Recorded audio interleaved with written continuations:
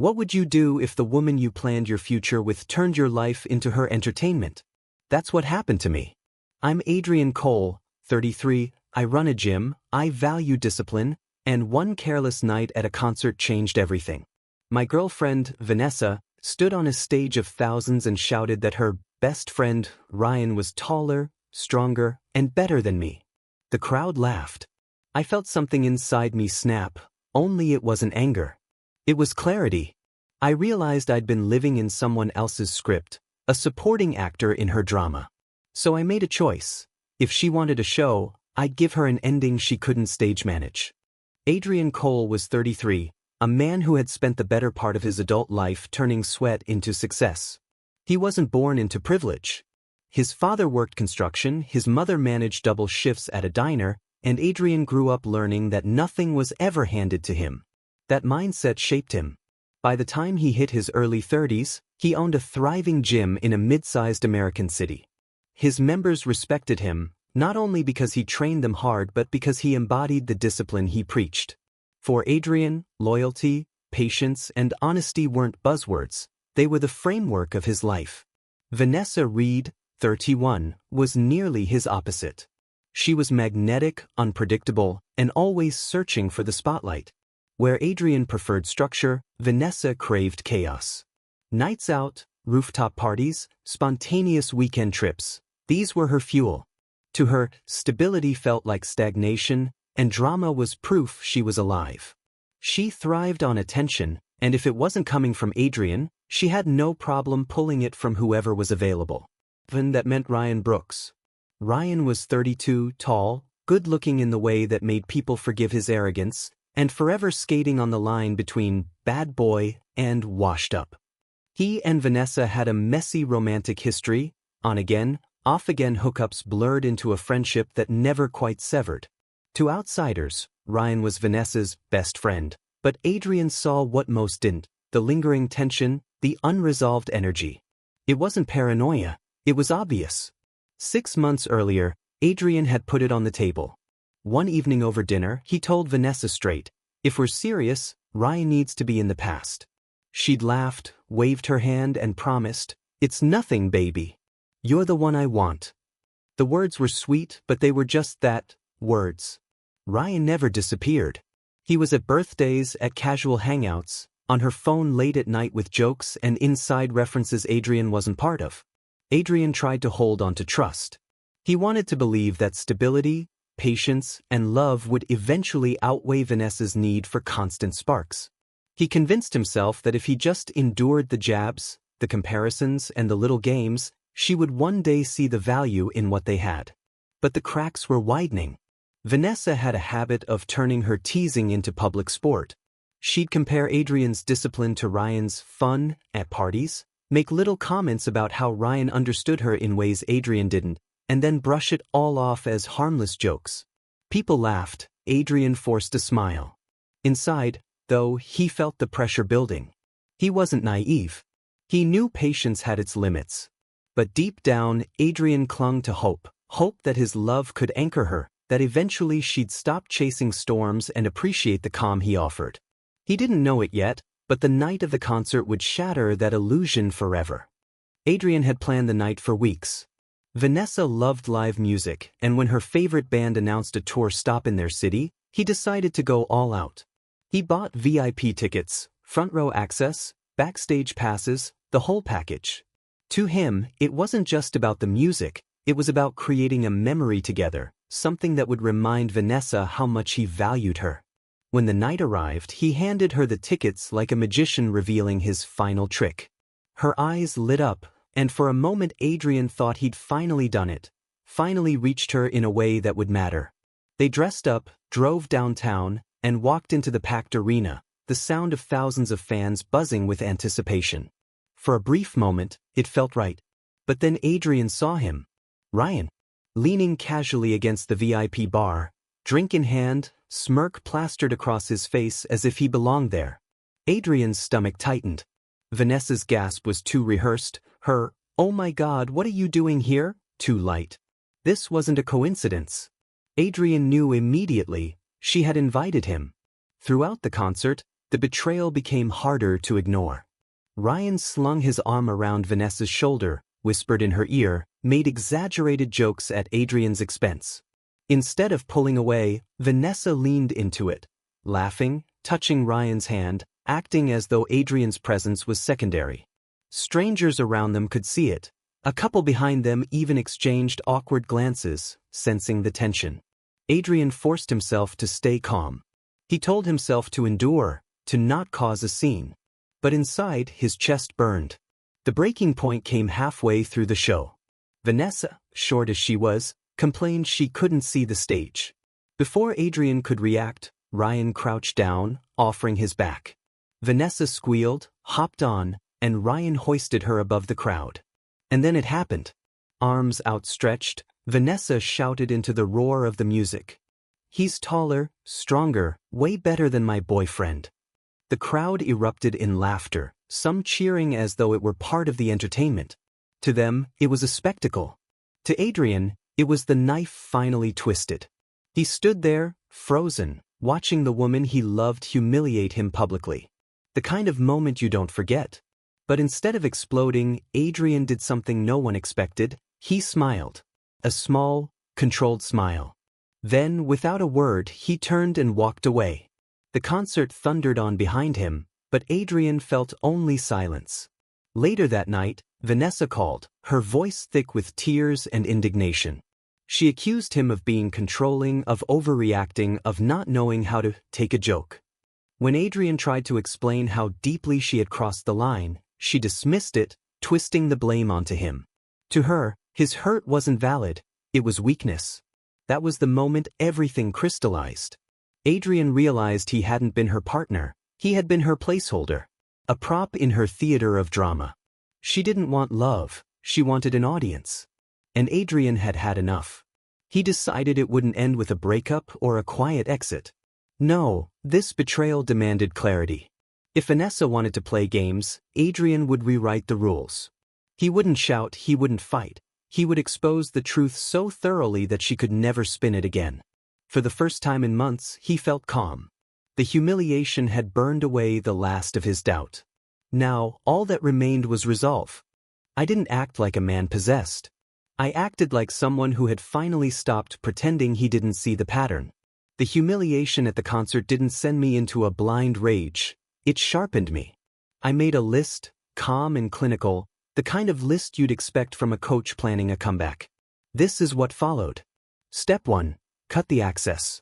That morning, while Vanessa was still sleeping off the night, I quietly packed up all of her things. Not angrily, not theatrically, methodically. Shoes, designer coats, the little vases she'd piled on the bookshelf, every pricey candle she'd insisted I didn't get. I labeled boxes, rented a small storage unit under my name, and loaded everything into neat stacks. I texted the moving company I'd booked earlier with a curt note, "Show up at 10. Then I went through the house like I always do when I prepare for a long trip, except this time I wasn't leaving. I changed the locks, reset the smart home codes, and updated the Wi-Fi password. I removed her profile from the streaming accounts, revoked device access, and canceled her presence from household apps that listed her as an authorized user. It was surgical. It was private. It was final. Step 2. Build the dossier. If she wanted a public spectacle, then the only defense she'd have was story, narrative spun by tears and half-truths. So I built a record. Months earlier, when little suspicions had nagged me, I'd installed a security camera in the living room under the excuse of package theft. The footage wasn't supposed to be my weapon, it became one. I combed through weeks of recordings and pulled out clips of Ryan slipping in and out late at night, lingering too long, carrying bags that didn't belong to him. The timestamps told the story without emotion. Then there were the finances. I quietly copied credit card statements and Venmo transfers, dated and annotated. There were dinners I'd paid for that she'd claimed as company events, designer purchases under her account that showed large transfers to friends, and a few odd transactions that consistently traced back to Ryan. I found threads of messages on her old laptop, drafts, flirtatious comments, and a payment request that made my stomach drop. I secured all of this into an encrypted folder and made multiple backups. Nothing would be left to, he said, she said. Step 3. Set the bait. I didn't want a messy, ambiguous confrontation. I wanted her to demonstrate her choice with clarity. So I bought a prepaid SIM and a burner. Anonymous, trace-free, disposable. I pulled it up at 2 in the morning and typed a message designed to sound like an old habit between lovers. Can't stop thinking about you. You awake? Then I watched the camera feed. The whole thing felt absurdly clinical. I felt like a detective more than a lover. At 2:11 a.m., her phone buzzed. She sat up, eyes bright, smiling in a way that used to be reserved for me. She dressed in 5 minutes, grabbed a small duffel, and slipped out the door. She moved like someone who'd been rehearsing an exit for weeks. The camera recorded it all. The hasty packing, the furtive glances, the way she checked the hallway like a conspirator afraid of being caught. Step 4. Stage the reveal. I didn't want revenge that looked like revenge. I wanted a reveal that read like the truth. So I built a private website. Nothing public, password protected, arranged like an evidentiary file. Video clips, screenshots, bank statements, timestamped messages, and even a short written timeline. Indisputable. I placed a link to that file into a carefully composed email address to her parents, a few close mutual friends, and one name I thought would matter most. Chloe, her closest ally. I hit send, then I sat down and waited. There was a strange peace in that waiting, like a storm you can see on the horizon and know you prepared for. I wasn't trying to humiliate out of spite. I was forcing truth into the light. If she wanted performance and drama, she would get the real, uncensored script. At exactly 2:15 a.m., I watched on the security feed as Vanessa slipped out the front door. She had a small suitcase in hand, her hair brushed, lips touched with gloss, moving like someone heading toward a new life. She didn't hesitate, didn't even glance back. She thought she was running toward Ryan. What she didn't know was that she was stepping directly into my proof. I saved the footage, locked the door, and leaned back in my chair. For the first time in months, I felt the power shift. By sunrise, the next crack appeared. My phone buzzed with a message, not from Vanessa, but from Ryan himself. Why is Vanessa waiting for me at a cafe at 6 a.m.? She says I texted her. I didn't. Perfect. Another receipt for the file. Vanessa hadn't just betrayed me, she'd humiliated herself. That afternoon, I sent out the link. The private website I had built, neat, password protected, organized like a case file, landed in the inboxes of her parents, her sister Natalie, and a handful of her closest friends. Videos of Ryan sneaking in. Screenshots of bank transfers. A timeline of lies. And finally, the piece de resistance. Vanessa happily sneaking out at 2 in the morning to meet the man she swore was just a friend. The storm broke faster than I expected. By 3 p.m., Vanessa's parents called. They told her flatly that her credit cards, car insurance, and monthly stipend were canceled. Effective immediately. Natalie, her sister, texted me privately with a single line. You didn't deserve this. Proud of you for walking away. Her friends went silent. The endless likes and comments on her dramatic posts evaporated. Chloe, the one person who had always defended Vanessa, didn't post, didn't call, didn't send a text. Silence is louder than betrayal sometimes. And then came the hammer blow. Ryan himself went public. On his Instagram story, he wrote, I haven't spoken to Vanessa in months. I'm in a committed relationship and I'm happy. Whatever she's saying, it isn't true. I didn't have to say a word. Vanessa's own fantasy had destroyed her credibility. The humiliation she gave me at the concert had boomeranged straight back. But drama doesn't die quietly. By Saturday afternoon, as I left the gym, I saw them waiting by my car. Vanessa and Ryan. She had mascara streaked across her face. He had the swagger of someone ready for a fight. Adrian, please, just listen, Vanessa started, her voice breaking. Ryan cut her off, his jaw tight, stepping closer. You embarrassed her. You set her up. You owe her an apology. I stared at him, then at Vanessa. She wouldn't even look me in the eye. Ryan shoved me in the chest. That was it. Months of control and silence snapped into one clean movement. My fist connected with his jaw before he even knew what hit him. He crumpled to the pavement, groaning. Vanessa screamed, "I'll call the cops." I stepped back, calm as ever, and pointed up toward the security camera bolted to the garage wall. "Go ahead. The police would love to see who started it." Her face drained of color. She scrambled to pull Ryan to his feet and half-dragged him away, muttering threats that sounded more like prayers. But she wasn't finished. Not yet. That night, my phone lit up with messages from Vanessa. Apologies. Please. Promises to change. She even showed up outside my building the next day, her voice hoarse from crying. "I ended it with Ryan," she whispered. "I was stupid. But we can fix this." I said nothing.